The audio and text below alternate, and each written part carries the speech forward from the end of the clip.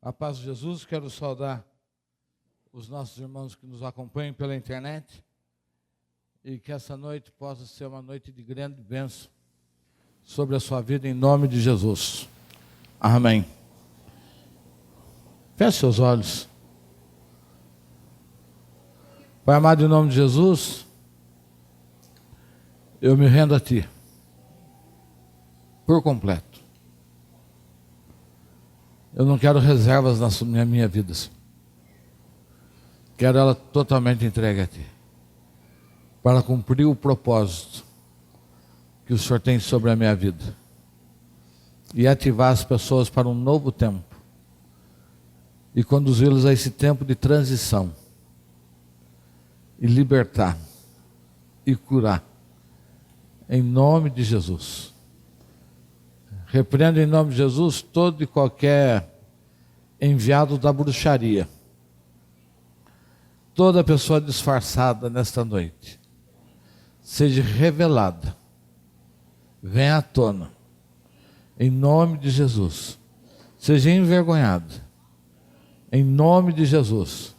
Nós paralisamos todo o trabalho das trevas e te peço, Pai, dá ordem aos teus anjos, para que comece a rodear esse prédio, por dentro e por fora, e que toda essa questão de pecado, da imoralidade, que tem rodeado esse prédio, comece a cair por terra, em nome de Jesus. Comece a rodear esse prédio, os teus anjos, com espada de fogo, comece a rodear esse prédio, todinho, e todo o trabalho de bruxaria, caia por terra, em nome de Jesus. Amém. Quero pedir para a Suca fazer a leitura aqui para mim. O texto está longo. Abra sua Bíblia no segundo livro do profeta Samuel, no capítulo 13, o versos de 1 até o 22. Oi? Pode falar. Enquanto nós estávamos adorando, 2 intercessores vieram trazer 2 visões. E uma visão é de que o Jesus, como um leão, ele estava andando pela igreja. E à medida que ele ia pisando, e havia muito lixo, que representava o pecado, e à medida que ele ia andando, ele ia pisando em cima desses lixos, e esses lixos iam se transformando em águas. O Senhor limpando a sua igreja, limpando a sua noiva, amém? E a outra visão, que esse leão, Jesus o leão, com uma coroa, estava aqui no púlpito, deitado no púlpito, amém? 2 Samuel, capítulo 13, do 1 ao 22. Depois disto, Amnon, filho de Davi, enamorou-se de Tamar, a formosa irmã de Absalão, filho de Davi. Angustiou-se Amnon até adoecer por Tamar, sua irmã, pois era virgem, e lhe parecia impossível fazer coisa alguma com ela. Ora, Amnon tinha um amigo cujo nome era Jonadab, filho de Semeia, irmão de Davi. Era Jonadab homem muito sagaz. Este lhe perguntou: por que tu, filho do rei, cada manhã estás tão abatido? Não me dirás por quê? Disse-lhe Amnon: amo a Tamar, irmã de Absalão, meu irmão. Disse-lhe Jonadab: deita-te na tua cama e finge-te doente. Quando teu pai te vier visitar, dize-lhe: peço-te que minha irmã Tamar venha e me dê de comer pão, preparando a comida diante dos meus olhos, para que eu a veja e coma da sua mão. Assim, deitou-se Amnon e fingiu-se doente. Vindo o rei visitá-lo, disse-lhe Amnon: peço-te que minha irmã Tamar venha e prepare 2 bolos diante dos meus olhos, para que eu coma de sua mão. Mandou então Davi a casa a dizer a Tamar: vai à casa de Amnon, teu irmão, e faze-lhe comida. Foi Tamar à casa de Amnon, seu irmão, que estava deitado. Ela tomou massa e, amassando-a, fez bolos e os cozeu diante dos seus olhos. Então tomou a panela e os tirou diante dele, mas ele recusou comer. Disse Amnon: fazei retirar a todos da minha presença. E todos se retiraram. Então disse Amnon a Tamar: traze a comida à câmara e comerei da tua mão. Tomou Tamar os bolos que fizera e os levou a Amnon, seu irmão, à câmara. Quando os ofereceu a Amnon para que ele comesse, Ele pegou dela e disse: Vem, deita-te comigo, minha irmã. Porém ela lhe disse: Não, meu irmão, não me forces. Não se faz assim em Israel. Não faças tal loucura. Aonde iria eu com a minha vergonha? E tu serias como um dos loucos de Israel. Agora peço-te que fales ao rei. Ele não me negará a ti. Mas ele não quis dar ouvidos ao que ela dizia. E sendo mais forte do que ela, forçou-a e se deitou com ela. Então Amnon sentiu grande aversão por ela. De fato, era a aversão que sentiu por ela maior do que o amor com que a amara. Disse-lhe Amnon: Levanta-te e vai-te. Então ela lhe disse: Não há razão de me despedires assim. Maior seria este mal do que o outro que já me fizeste. Porém ele não lhe quis dar ouvidos. Chamou ao moço que o servia e disse: Deita fora esta mulher e fecha a porta atrás dela. Trazia ela uma túnica ricamente ornamentada, porque assim se vestiam as filhas virgens dos reis. Mesmo assim, o servo a deitou fora e fechou a porta após ela. Então Tamar tomou cinza sobre a cabeça, rasgou a túnica ornamentada que trazia, pôs as mãos sobre a cabeça e se foi andando e clamando. Absalão, seu irmão, perguntou-lhe: Esteve Amnon, teu irmão, contigo? Ora, minha irmã, cala-te, é teu irmão. Não se angustie o teu coração por isto. Assim ficou Tamar, uma mulher desolada, vivendo na casa de Absalão, seu irmão. Ouvindo o rei Davi todas estas coisas, muito se lhe acendeu a ira. Absalão não falou com Amnon, nem mal nem bem. Ele odiava Amnon por ter forçado a Tamar, sua irmã. Amém.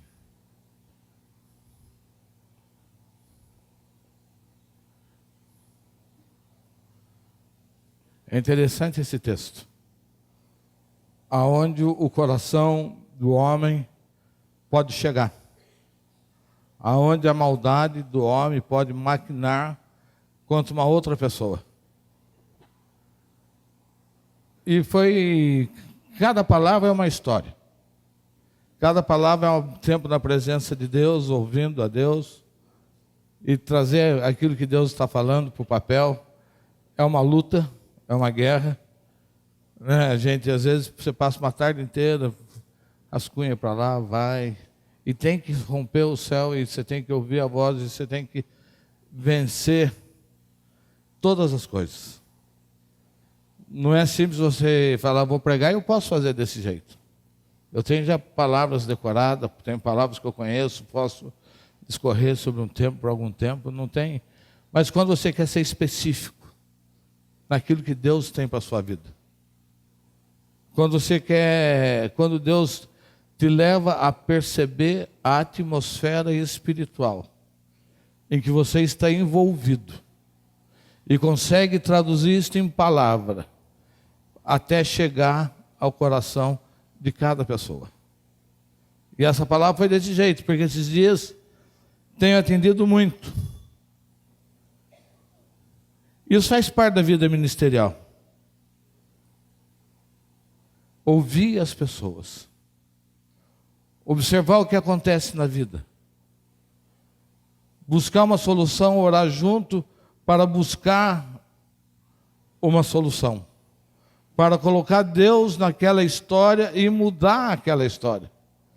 E muitas vezes são aconselhamentos na área empresarial, são aconselhamentos na área familiar, são aconselhamentos sobre filhos, são sobre todas as áreas. E uma das maiores enfermidades desse tempo é a depressão. A depressão tem atacado, tem vindo firme, tem trabalhado contra a vida das pessoas.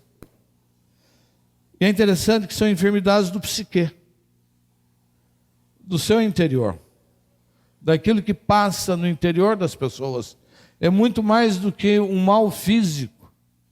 É um mal que está na alma, é um mal que foi gerado através de histórias. Enfermidade que é gerada através de espíritos familiares, espíritos que estão nas famílias há muitos anos, espírito que leva ao alcoolismo, que leva à depressão, que leva a determinado tipo de enfermidade. Essa é a doença desse tempo. E que acabam refletindo no físico. Não é toda pessoa que está com grande enfermidade, tem muita dor nos rins, é uma questão de perdão. É gente que não perdoa, que traz raízes de falta de perdão e aquilo ataca os rins. Quando o fígado, o pâncreas, começa também a ficar enfermo, você pode ir na área da amargura. É algo espiritual que está concentrado naquele lugar.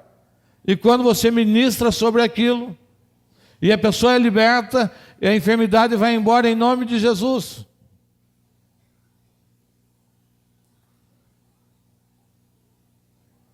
E esses dias, e até o tema dessa pregação, eu não gosto de dar o tema, mas o tema dessa pregação é destruidores de vida. Diga comigo, destruidores de vida. São pessoas que têm a capacidade de destruir a vida do outro. Tem a capacidade de aniquilar a vida de outro. Tem a capacidade de sufocar os sonhos. E o Senhor veio falando comigo esses dias, esta semana, sobre isso. Pelo quanto eu tenho visto isto. Pelo quanto eu tenho ouvido isso sobre a vida das pessoas. Pessoas sendo destruídas.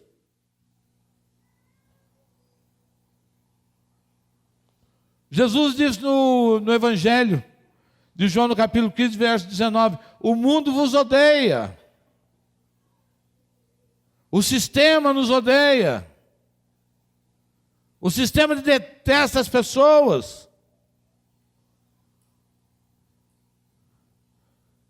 O diabo quer manter a vida como está estruturada hoje, escravizando as pessoas, prendendo as pessoas. E uma das formas disso é a opressão de um contra o outro. Porque Deus nos fez reis e sacerdotes. Nós temos um papel de dignidade na presença de Deus. Ninguém tem direito de te humilhar. Ninguém tem direito de te espizinhar. Ninguém tem direito a fazer essas coisas na vida de uma pessoa. Hoje é o Dia dos Pais.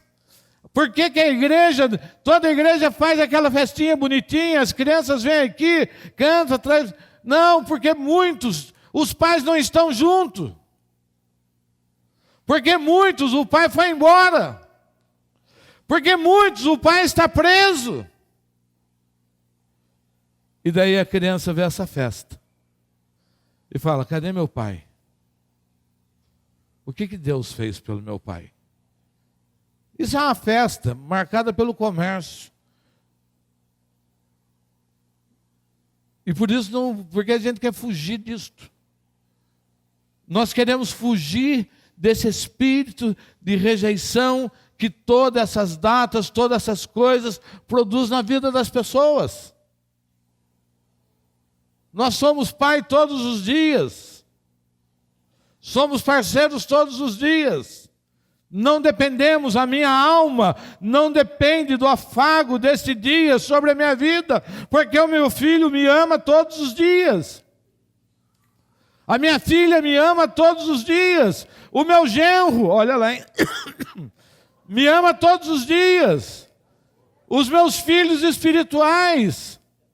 As pessoas na igreja, eu não tenho dificuldade disso, mas antes que isso acontecesse, eu fui curado na minha alma com esse sentimento. E por isso é capaz de produzir isto hoje.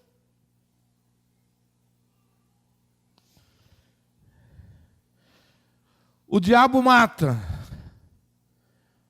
e destrói, e a igreja edifica varões à estatura de Cristo. Eu quero que vocês repitam isso comigo. O diabo mata e destrói. E a igreja edifica varões à estatura de Cristo.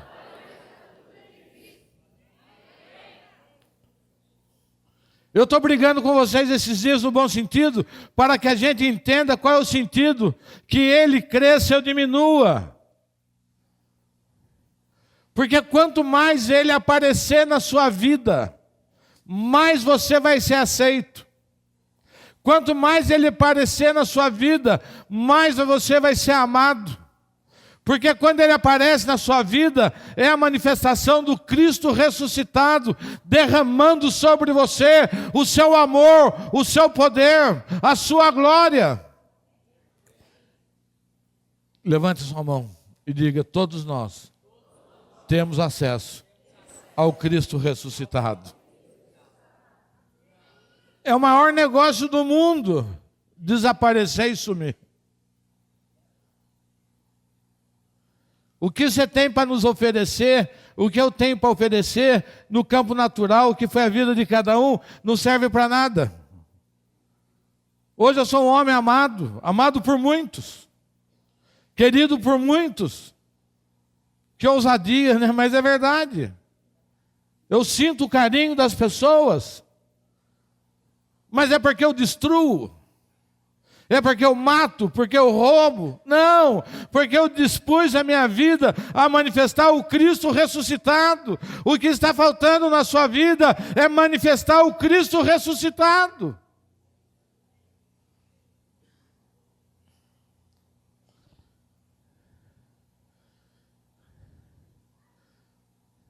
Outro dia, depois de um aconselhamento, o Espírito Santo começou a ministrar isso na minha vida. Começou a ministrar essa palavra. Destruidores de vida, destruidores de vida. Através da nossa insegurança, inveja, egoísmo, rejeição, nós nos tornamos destruidores de vidas. Nós nos tornamos destruidores de pessoas. Nós nos tornamos destruidores de sonhos. As pessoas que estão ao nosso redor, em função da nossa rejeição, de tantas coisas da nossa vida, nós vamos destruindo e matando um a um de quem se aproxima.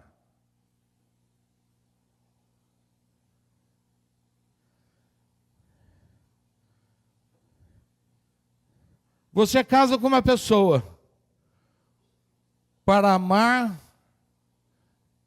e para completar a sua vida. Você casa para isso. Você não casa com empregada. Você não casa com escrava. Você não casa com objeto sexual. Você não casa com pessoas para satisfazer as suas fantasias sexuais. Mas quando você faz isso, você acha que a outra pessoa está enferma? Quem está enfermo é você. Paulo diz: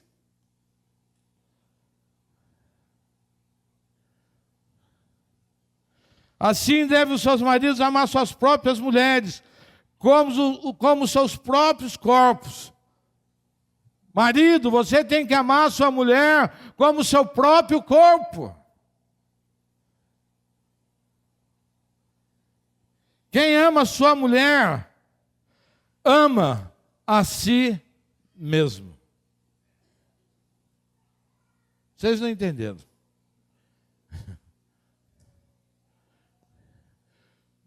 Tudo que você faz contra a sua mulher. E a mulher vice-versa. É que Paulo escreveu ainda numa linguagem de um tempo.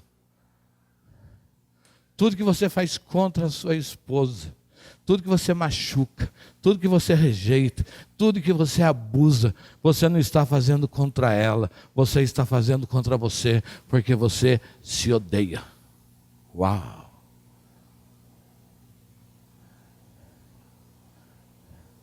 O reflexo de quem é você está manifestado na maneira como você trata a sua esposa.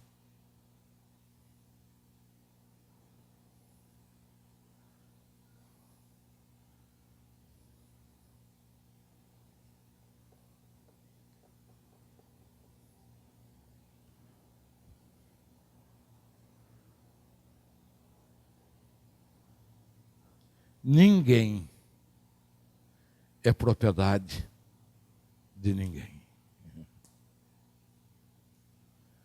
A sua esposa, o seu marido, os seus filhos, não é propriedade sua. Deus nos vê individualmente, cada um de nós. Cada um de nós.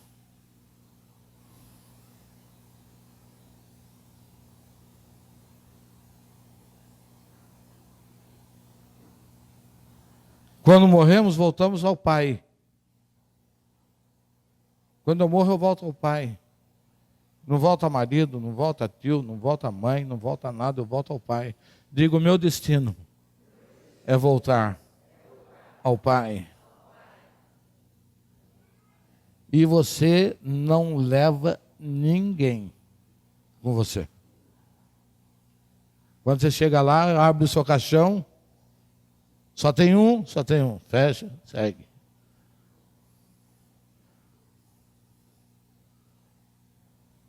Ninguém é de ninguém.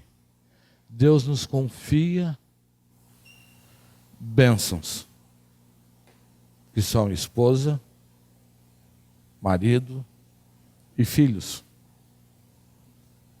O meu filho não é meu. Deus me confiou ele para que eu o lance ao seu destino profético e faça dele maior do que eu. A minha filha não é minha. O Kiko aqui. Quer devolver, eu dou uma volta. Mas a minha filha. E daí a preocupação do pai saber a quem vai entregar a sua filha. Porque isso faz parte do destino profético da sua filha. Eu estou aqui cuidando das cortes. E cuidando dos maridos e cuidando das esposas. E preparando eles nesse ambiente e nessa vocação. Para que não se torne propriedade. Para que não se torne escrava. Para que não se torne objeto. Isso não é, eu tenho muito dinheiro. Não, isso não diz nada. Isso vai muito além. Isso são valores, isso são princípios, isso é caráter. Saber que alguém se juntou a você na sua vida para conseguir caminhar para um destino maior. A minha esposa fez isso na minha vida. Me levou a um destino maior.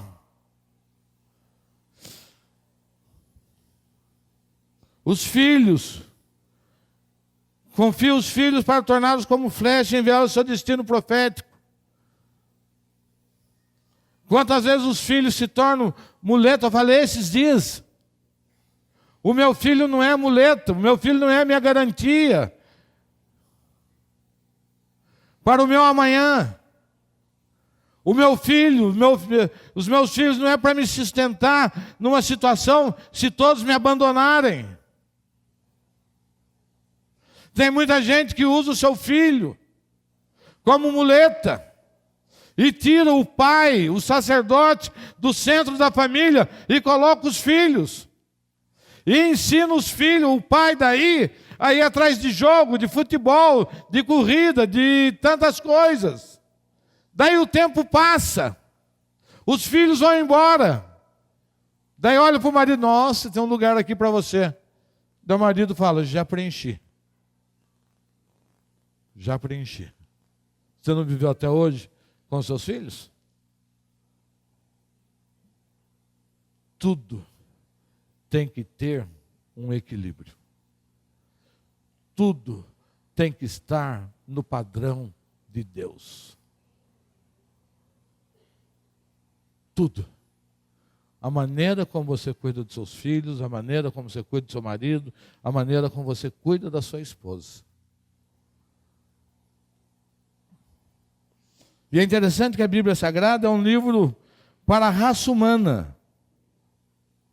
Ela fala do drama das pessoas. Ela consegue abranger os dramas da vida das pessoas representados em personagens.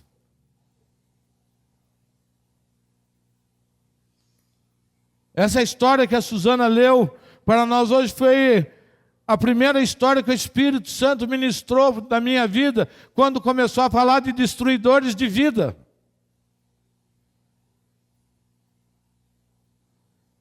Foi a primeira história. A história de um irmão. A história de um irmão que se apaixona pela sua irmã. Uma paixão doentia. Uma paixão maluca. Uma paixão que não poderia acontecer.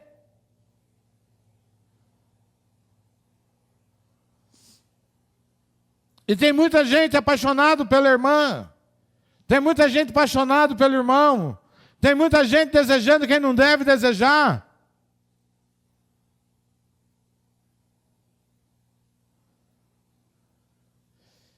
E ele, lá no verso 2, disse que ficou doente. Ele usa de um subterfúgio.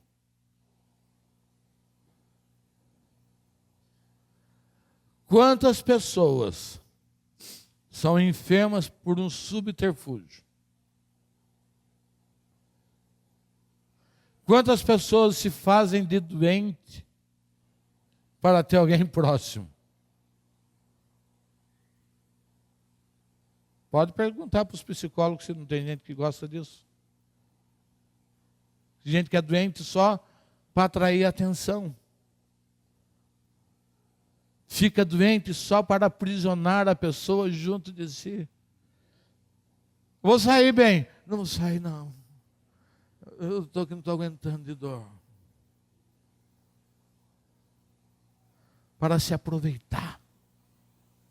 Para atrair a pessoa junto de si. Sabe por que essa pessoa sofre de rejeição? Rejeição. Se sente rejeitado. E daí começa a buscar isso na vida das pessoas. Tudo isso que eu estou falando para vocês são traumas, são manifestações de rejeição. Pessoas que são rejeitadas. Tem alguém com o WhatsApp ligado. No verso 3, você vê que o tal de Amon tinha um amigo. Um amigo para dar conselhos errados. Esse amigo ensinou como ele conquistar a irmã. Esse amigo ele ensinou como planejar a tomada da sua irmã. Cuidado com seus amigos. Diga para o seu irmão, cuidado com seus amigos. Era gente sagaz. Diz que ele era sagaz, ardiloso. Com quem você tem conversado? Eu conheço pessoas que se desviam da igreja por causa de amigos. Por causa de conversas. Mas o Senhor diz que a amizade com o mundo é inimizade com Deus. A amizade com o mundo é inimizade com Deus. Ah, vou sair com os amigos. Vou comer com os amigos. Daí você vai para um restaurante regado a... Qual a palavra que eu uso? Vinho? Escandalizo. Cerveja? Melhor. Mas quantas vezes você vai e abusa na dose? E naquela mesa começa a surgir uma conversa que te empurra para um pecado. Quantas vezes por causa de uma cervejinha a mais, a sua inconveniência se torna visível. Quantas vezes por causa de uma cervejinha a mais, o seu olho libera uma piscadinha para a mulher do seu amigo. É verdade isso, ou estou mentindo? Não é assim? Mas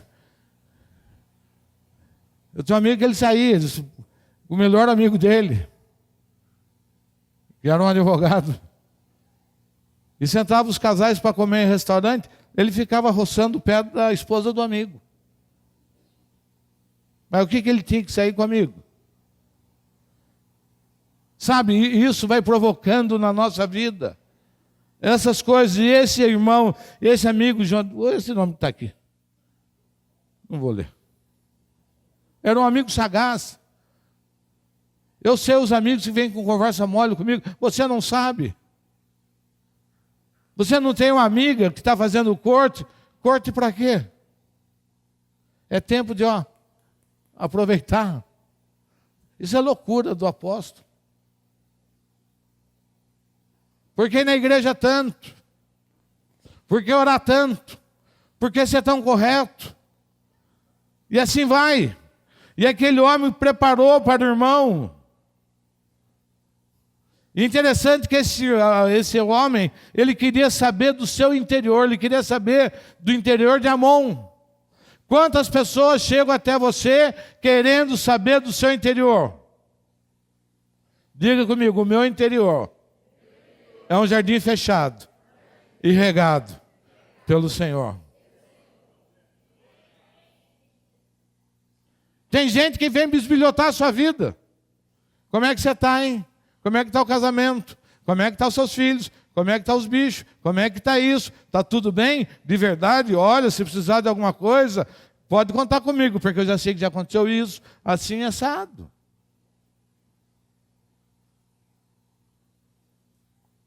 E eu vou aproveitar aqui esse espacinho para falar de um espírito que invade muito a igreja. Se chama espírito de Jezabel. Diga comigo, Jezabel. Jezabel é quem articula esse tipo de coisa. Eu vou dizer uma coisa para vocês muito séria nesta noite. A igreja é composta de ministros ordenados para manifestar os dons. E à medida que você vai amadurecendo e mostrando seus dons, a gente vai liberando. Então qualquer pessoa que vai lhe entregar uma palavra, falar, irmã, eu tenho a palavra para você. Você já passou para o ministro? Ah, não, ainda não dá, então não quero ouvir. Porque muitas vezes é um espírito de Jezabel que vem e começa a mexer na sua vida. E começa a trazer palavras e começa a trazer coisas que começa a te colocar. Quantas pessoas já foram destruídas por esse demônio? Então as pessoas vão amadurecendo e vão se tornando ministros. Ou amadurece um ponto que a gente fala, tal pessoa está liberada. Por que eu estou falando isso hoje? Porque eu já falei no secreto. Não foi suficiente. Então hoje eu estou falando de forma pública. Na próxima vez que eu falar, eu vou falar os nomes. Uau! Mas sabe por quê? Abra sua Bíblia lá no Apocalipse 3. Esse demônio, diga comigo, esse demônio só cai de um jeito, sendo confrontado. Uau! E ele está bonitinho hoje, arrumadinho, mas está bradinho. Cadê aqui Apocalipse 3? Verso 20. Mas o que eu tenho contra a igreja de Tiatira. Olha e como Jesus é tremendo na palavra. Conheço as tuas obras, o teu amor e o teu serviço, a tua fé e a tua perseverança.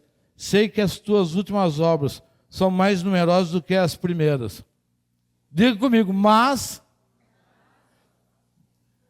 tenho contra ti que toleras a Jezabel, mulher que se diz profetiza. Com o seu ensino, ela engana os meus servos, seduzindo-os a se prostituírem e a comerem das coisas sacrificadas aos ídolos.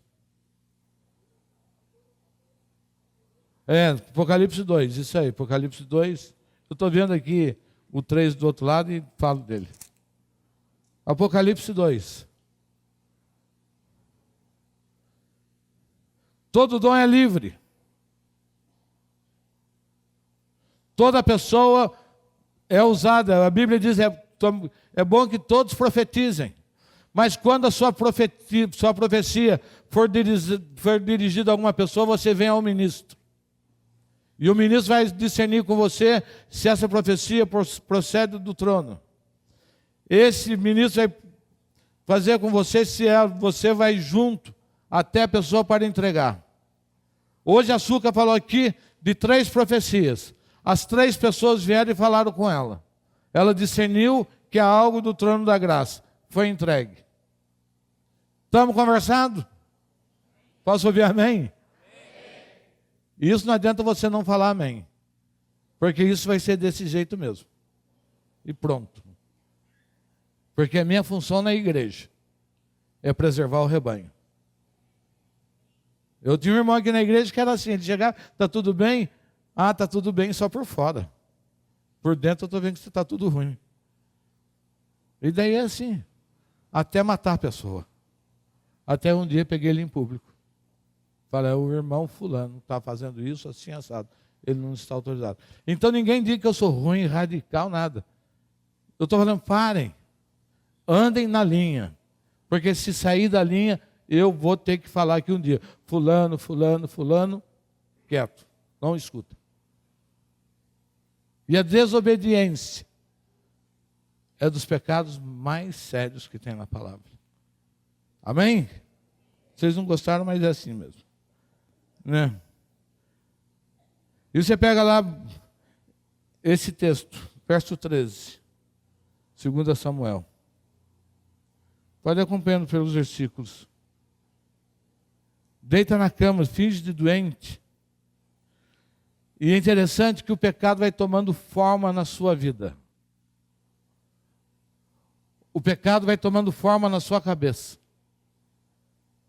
Davi, quando pecou contra Betsaba, ele apenas deu uma olhada nela. Falou, não é de jogar fora. Daí já no segundo pensamento, não é de jogar fora, mas acho que eu quero comprar. E vai avançando. Nós temos que manter a nossa mente limpa. Não pode deixar o pensamento pecaminoso invadir sua mente e avançando, e seduzindo você, e produzindo e criando situações. Fala com alguém, percebe que a pessoa respondeu de um jeitinho mais gostoso, você já avança na conversa. Cai fora. Mas sabe o que nos faz avançar? É o sentimento de rejeição que eu tenho. E daí eu sou conquistador, eu me sinto bem. Atende a minha rejeição. Eu vou xingar vocês ainda mais. E aquele homem constrói e leva o pecado a termo. E vai avançando. E faz o convite. E força a irmã. Força a pessoa, leva a pessoa a fazer aquilo que ela não deseja. Abusar homens que dominam as mulheres pela força do dinheiro. Homens que transformam suas esposas em verdadeiras escravas.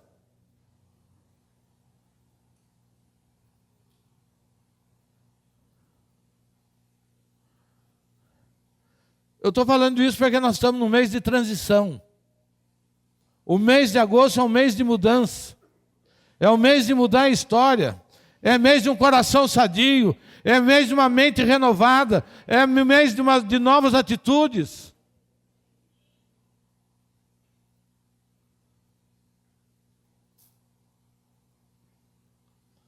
E ele pede para o rei que desce. A irmã, por ser mais forte, força a irmã.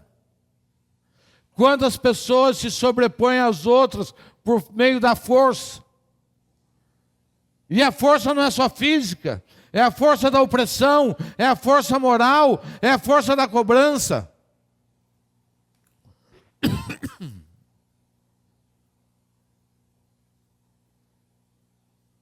E aquele homem toma a sua irmã, usa,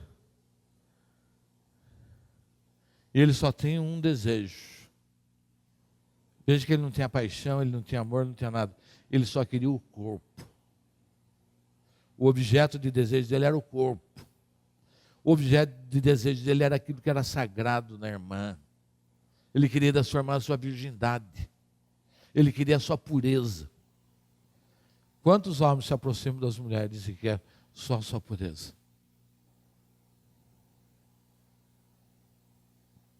Tem. E às vezes acaba namoro, acaba noivado. Ele tinha aquele objetivo. E qual é a consequência disso? O que produz no coração de uma moça quando embarca nessa? Sente rejeitada, desvalorizada. Ele tinha um objetivo: roubar a sua irmã, destruir a sua irmã, humilhar a sua irmã, tornar público o seu ato.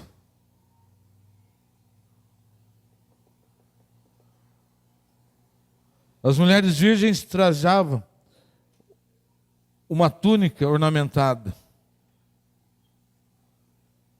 E o final dessa história: Absalão, que era irmão de Tamar, mata Amon, o seu irmão. Vira um caso de morte. E todas essas coisas acontecem por um único sentimento: rejeição. Satanás traz na sua vida um sentimento de rejeição. A moça se sente que não é amada por ninguém. O rapaz não se sente amado por ninguém. E não é aceito por pai, por mãe, por ninguém. E por sentirmos rejeitados, fazemos coisas terríveis.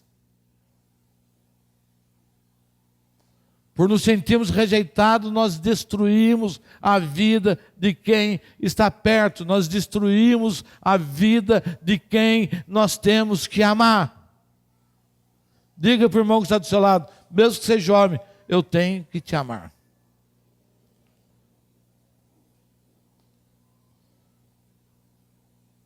Temos que amar. Temos que amar, esse é o sentimento.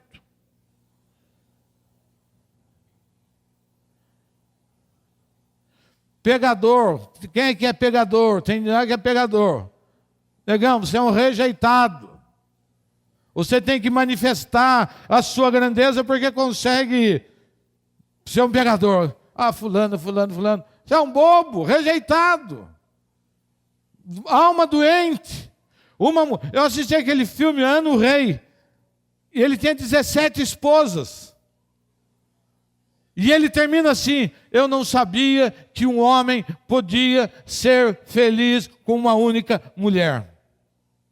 Mulherada, diga amém, pelo amor de Deus.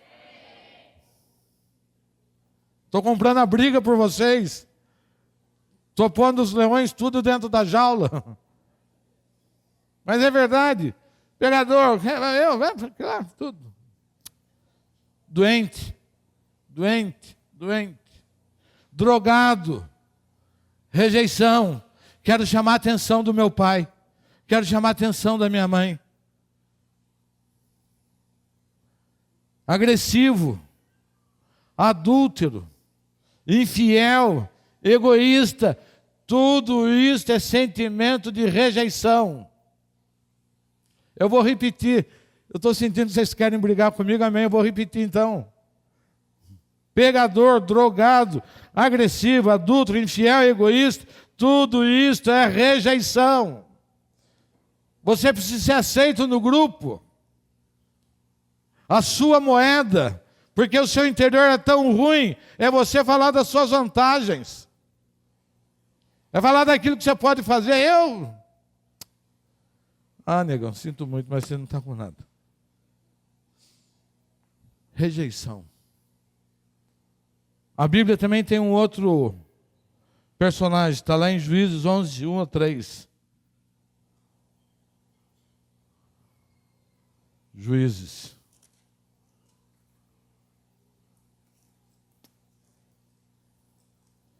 capítulo 11. Já estou terminando, eu quero ministrar. Diga, eu vou ficar livre nessa noite da minha rejeição. Eu vou sair da prisão nesta noite. Pode falar, eu vou sair da prisão nesta noite. Alan, só antes de entrar no Jefté, fecha todo mundo os olhos. E o Alan vai só cantar essa música, ele cresça. Capela, pode fechar seus olhos, eu sei o que eu estou fazendo. Que ele cresça, eu diminua, que ele apareça e eu me constranja com a tua glória e todo teu amor, infinita humildade, servo de todos os irmãos, que ele cresça, eu diminua, que ele apareça, eu me constranja com a tua glória e todo teu amor, infinita humildade, e servo de todos os irmãos, que ele cresça, eu diminua, que ele apareça, eu me constranja com a tua glória e todo teu amor, infinita humildade, e servo de todos os irmãos. Quando o ministro estava preparando essa palavra, o Senhor me disse, cante essa música. E quando eu cantar essa música, eu vou começar a visitar os corações nessa noite. Ele quer visitar. Ele quer tirar cada um de nós da prisão aonde nós nos encontramos. Você nasceu para ser rei. Nasceu para ser livre.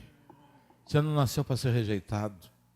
Você não nasceu para sofrer de carência o tempo todo. Carência de pessoas, ser aceito por pessoas. Quando você tem resolvido isso dentro da sua vida, você nunca tem isso. Quando você resolve esse problema de rejeição na sua vida, a sua vida é centralizada em Cristo. Jefté 11. Juízes 11. Era então Jefté um gileadita, valente e valoroso. O seu pai era Gileade. Repita comigo, a sua mãe era uma prostituta. Agora só eu. Também a mulher de Gileade lhe deu filhos, e sendo filhos dessa mulher já grandes, digo comigo, repeliram ou rejeitaram. E eles disseram a Jefté, não herdarás em casa de nosso pai, porque você é filho de uma outra mulher. Então Jefté fugiu da presença dos seus irmãos e habitou na terra de Tobi, onde homens levianos se juntaram a ele e o seguiam. Por causa dessa brincadeira dos seus irmãos, Jefté vai embora, se junta a bandidos, vai para o mundo, vai se tornar um guerreiro, vai se tornar um bandido. Mas um dia os seus irmãos precisaram dele e vão buscá-lo. Ele fala, só volto se for como chefe. Mas por causa de uma palavra de rejeição,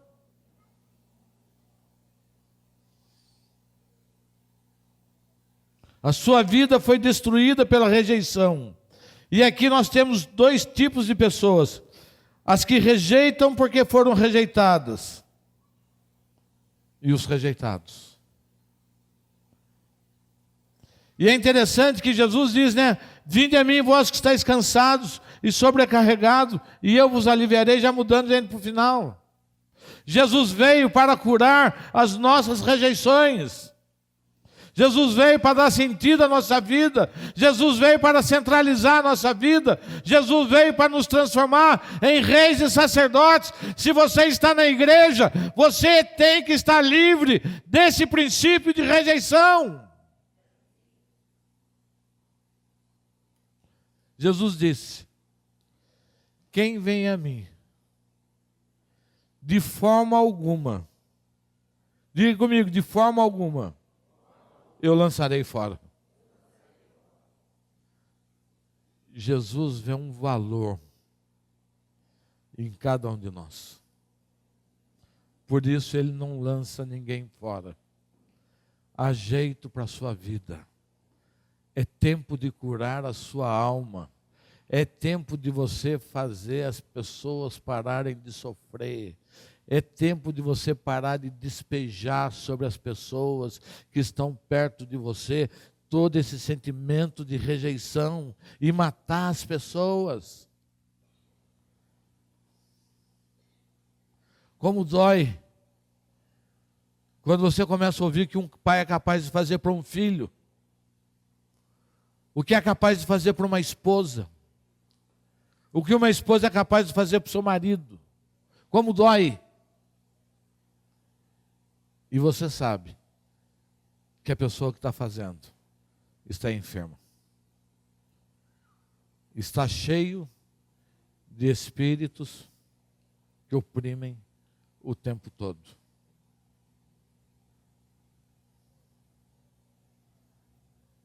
E como curar isto? Em primeiro lugar, liberando perdão. Liberando perdão para quem nos rejeitou. Quem aqui já foi rejeitado? Isso, tenha coragem. Nós estamos aqui no meio de só, o Espírito Santo quer produzir isso. Quem aqui foi rejeitado? Pode ficar com a mão levantada, não tem. Estou falando que o Espírito Santo de Deus quer curar hoje. O Espírito Santo de Deus quer curar. E qual o meio? É liberar perdão para quem nos rejeitou. Porque quem nos rejeitou também é doente. Por isso nós falamos dos espíritos familiares. Porque eles permanecem na família. E hoje você é rejeitado, amanhã você vai rejeitar. Se você não curar, amanhã você vai fazer isso na vida do seu marido, do seu filho e de quem está perto. Tem que deixar de ser destruidor de vidas. Nós somos edificadores de vida.